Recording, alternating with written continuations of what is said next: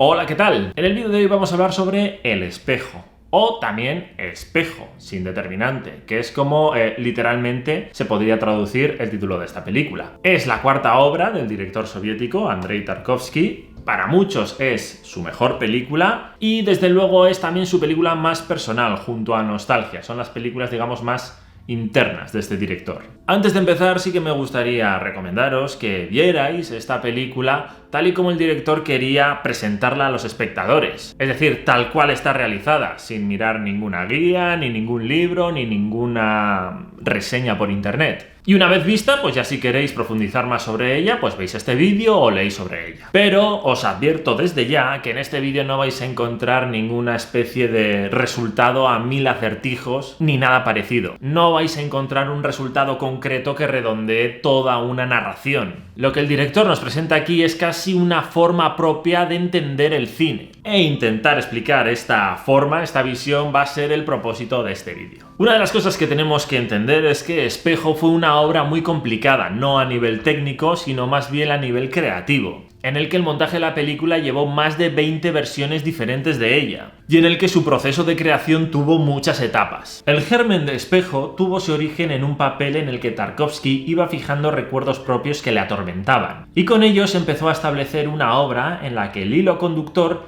era la pequeña historia de la instrucción militar, fragmento que también podemos ver en la obra final. Pero al final, esta pequeña historia sí le resultó al director un tema insignificante para la importancia que él daba a esos recuerdos. Después acabó esbozando un guión titulado Un día blanco, blanquísimo, que acabó siendo un esbozo borroso de elegía nostálgica, pero también esta aproximación fue descartada por el director, ya que resultó en no tener alma, en ser completamente plana. Y es por ello que Tarkovsky concluyó que más que fijarse en una narración concreta, lo que tenía que hacer era elevar la obra, dotar al trabajo de una importancia mucho mayor, más allá de la que reside en una simple narración. Y en este punto se le ocurrió una cosa: coger estos recuerdos y darles un marco diferente, en el que se realizaba una comparación de un hecho por dos percepciones análogas de distintas generaciones, alternando aquellos recuerdos, aquellos episodios que le atormentaban, con diálogos en el presente con su madre. Sin embargo, acabó considerando que esta combinación se repelía, es decir, que no era armónica. Y aunque descartó esta versión hasta que vino lo que el propio Tarkovsky denominó el milagro,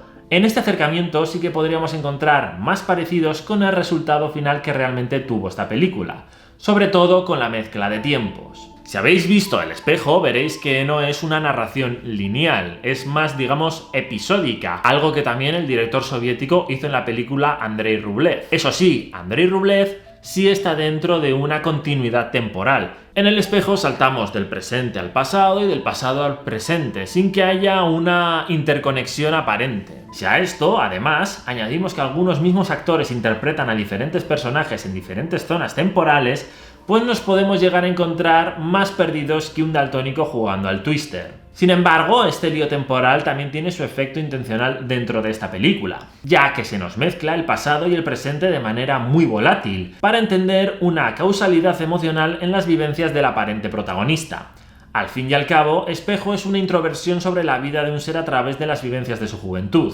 Un relato sin una lógica de acontecimientos cerrada, sino más bien de reflexiones, de recuerdos y de sueños, haciendo visible el mundo interior de este protagonista. Ya vimos en Solaris cómo Tarkovsky quería desligarse completamente de la ciencia ficción de la obra original y aprovechar su high concept para contar una historia de un hombre enfrentándose a su pasado. Aquí, en Espejo, podríamos decir que, salvando un poco las distancias, ocurre lo mismo. Sin embargo, en El espejo no tenemos un claro protagonista ni tampoco un enfrentamiento concreto contra estos recuerdos. Tenemos un elemento que da una referencia temporal a estos episodios y que también podrían enmarcar muy bien quién es el verdadero protagonista de esta obra, y que también acabarían siendo uno de los trabajos principales de este director: el material documental. Existen hasta 3 episodios distintos de material documental verídico en El espejo. Uno de la Guerra Civil Española, otro en la Segunda Guerra Mundial en la Unión Soviética y otro en el conflicto entre la URSS y China por la isla Damansky. Todas ellas con su propia fecha histórica concreta.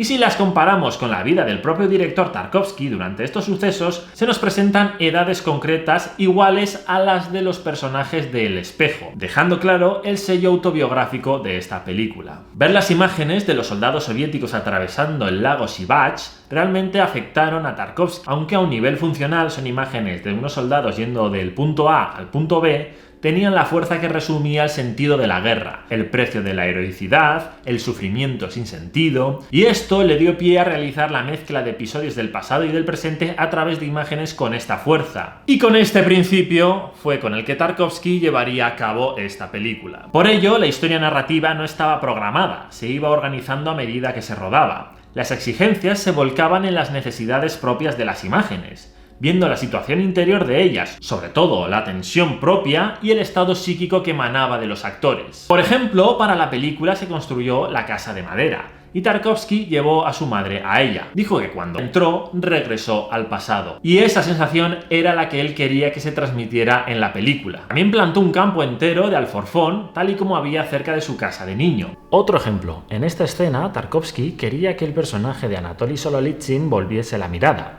pero no quería que fuese así sin más, porque dejaría entrever un interés romántico muy literal. Es por ello que se le ocurrió introducir la ráfaga de viento. El viento es la razón por la que este personaje se vuelve, introduciendo un elemento que da fuerza en la imagen, potencia la soledad y añade una ambigüedad a esta pequeña relación. Estas imágenes no se resumían en ser una simple fotografía bonita. También vimos en Solaris cómo Tarkovsky daba un sentido único al cine, no como si fuese la unión de fotografía, dramaturgia, literatura y otras artes. Y con ello redondeaba su concepto de lo que era el tiempo en el cine. Para Tarkovsky el cine era el único arte que podía capturar tiempo. Tiempo que plasmaba expresiones de todas las interacciones que sucedían en el mundo. Una granada que cae en un campo de instrucción y los niños creen que van a morir, una madre obliga a su sobrino a dictar un libro, una mujer seca las lágrimas de una niña con su mano. Imágenes con fuerza poética, con sentido emocional. Y aunque no lo parezca, estas imágenes y episodios sí tienen una interconexión. Después de los créditos iniciales, empezamos con la escena del médico, en la que se nos cuenta que están esperando que su padre vuelva.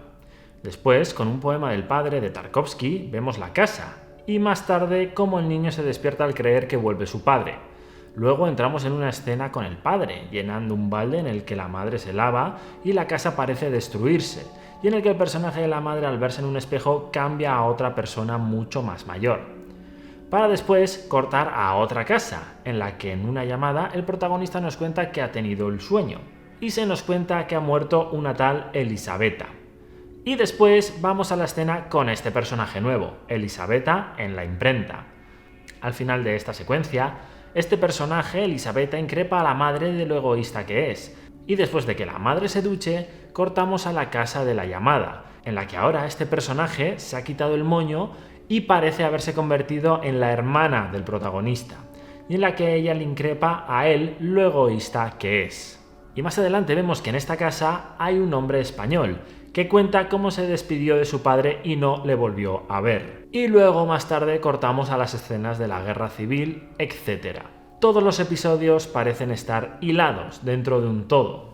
Y este es para mí uno de los sellos más propios de la naturaleza de este director, que esta forma de conectar secuencias, la cual me parece brillante, sean para Tarkovsky algo secundario, algo necesario pero no importante. La importancia reside en lo que está transcurriendo y en lo que evoca esa imagen. Por eso, la narración de sus películas parece fluir de forma parca y burda, a veces hasta descuidada. ¿Para qué? Para dar más importancia a la imagen viva. Este director había trascendido tanto la propia noción que tenía del cine que los elementos narrativos no le importaban. Elementos que, personalmente a mí, me apasionan. Y su forma y manera, pues, de estirarlos, o de enmarcarlos, o de jugar con ellos, en definitiva, para mí son la última frontera de lo que puede aportar el cine. Y este director los utiliza como si nada, con la deferencia del que los ha usado 1000 veces, lo cual me parece algo increíble. Pero sigamos. Aparte de esta unión que estos episodios tienen a nivel montaje, también existe el nexo de unión con el narrador.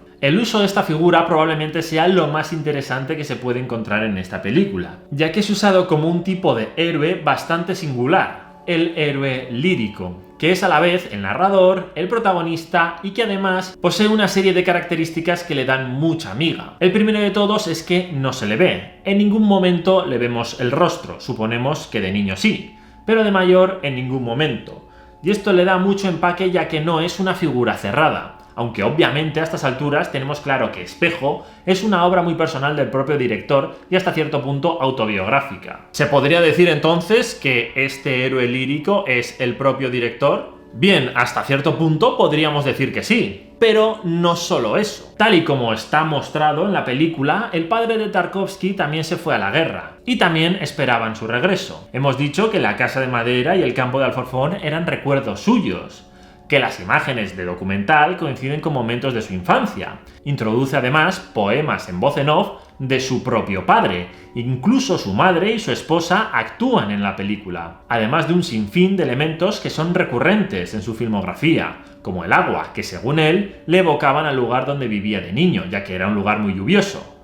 También podemos encontrar la leche, los tropiezos, los caballos, los globos, la niebla, todos elementos de vivencias suyas, pero sin un simbolismo detrás. El agua es agua y la leche es leche, ya está. Por ejemplo, en un momento dado de la película se nos presenta este retrato del pintor Da Vinci. Si juntásemos a Alan Turing, Agatha Christie, Borges e Iker Jiménez, no conseguiríamos sonsacar ningún sentido simbólico a este cuadro. ¿Por qué? Porque no lo tiene. No guarda un sentido alegórico, no es la representación de algo en la película, su sentido es más literario, más expresivo. Y al director le parecía que este cuadro evocaba emociones contradictorias, por un lado una belleza ingenua e infantil y por otro lado un lado oscuro, como si estuviese ocultando algo que por cierto el director veía también en los gestos de la actriz Margarita Tereskova. Podría existir un símil entre este retrato y el personaje de Tereskova, pero la hora de presentarse en esta película no quiere decir nada, no da un significado extra, simplemente es lo que evoca el cuadro. Mostrar ese sentimiento, esa sensación que evoca el cuadro, es el verdadero objetivo de mostrarlo. En este punto podríamos pensar, joder, ¿qué tipo tan suyo? Claro, esto es algo hasta cierto punto muy subjetivo. Menudo ególatra el tío, qué individualista, hace películas para sí mismo. Que la percepción subjetiva que tenía el director sobre estas imágenes sea percibida igualmente por el espectador es algo muy difícil, pero para lo que Tarkovsky entendía como cine era algo fundamental. Este es el punto, digamos, más espiritual que tiene este director, el punto más místico, en el que es más difícil entrar y en el que yo creo que este director toma por norma una dinámica que no todo el mundo tiene por sentado.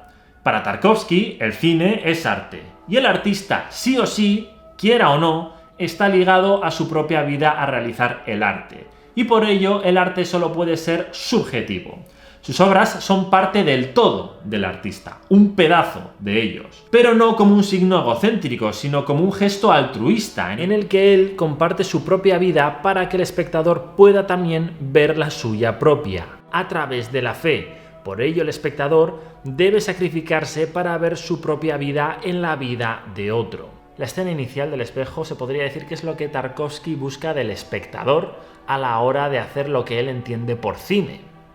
En esta escena, un adolescente parece superar su tartamudez a través de los ejercicios de una logopeda. Estos ejercicios tienen un carácter, digamos, un tanto místicos o un tanto milagrosos, pero al final la fe propia que tiene este adolescente por querer superar su tartamudez es lo que hace que acabe superándola. Al final, todos estos episodios de la familia esperando al padre, la casa quemada, los paseos por el campo de Alforfón, la leche, son episodios propios del director. Tarkovsky está desnudando su alma, rememorando sus recuerdos y enseñándoselos a unos extraños. Se expone vulnerable en los momentos más vívidos de su recuerdo para que nosotros los abracemos y nos sintamos como él. En este sentido, esta obra es más que una película, es una pasión, es una ensoñación de cada espectador, una alarma en nuestra memoria. Sus imágenes son la forma en la que este director se expone al mundo, para que sean un reflejo y los espectadores se vean también expuestos. Eso es el espejo. Tarkovsky nos enseña su propia vida para que en ella veamos la nuestra. Esos momentos en los que nos olvidamos de nuestras madres, esos momentos en los que nos vemos responsables por algún error, momentos en los que vemos una situación violenta que no entendemos, momentos de angustia, de locura y de miedo. Todos ellos momentos duros, momentos extremos con verdadero significado para nosotros, reflejados en la película de Tarkovsky. Por ello, el protagonista de esta película, este héroe lírico, no solo es el director de la película, sino también el espectador, aquel que se haya expuesto tanto como el director para poder verse en su obra, para poder verse en el espejo de Tarkovsky. Y hasta aquí este vídeo, espero que os haya gustado. Antes de irme sí que me gustaría deciros que si habéis visto la película y no habéis entendido absolutamente nada, que no os preocupéis, que no pasa absolutamente nada. Incluso si os ha evocado unas nociones distintas. Tarkovsky es un tío muy extremo y para entrar en su juego tenemos que estar a nivel de ermitaño tibetano casi. Así que bueno, espero que este vídeo pues sirva para entender mejor lo que este director busca a la hora de querer hacer películas. Y sobre todo, que os haga querer volver a verla. Eso la verdad es que me gustaría muchísimo. No sabéis lo feliz que me haríais si pusieseis algún comentario diciendo pues que al ver este vídeo os han entrado ganas de volver a ver esta película. Y nada más, nos vemos en otro vídeo. ¡Chao!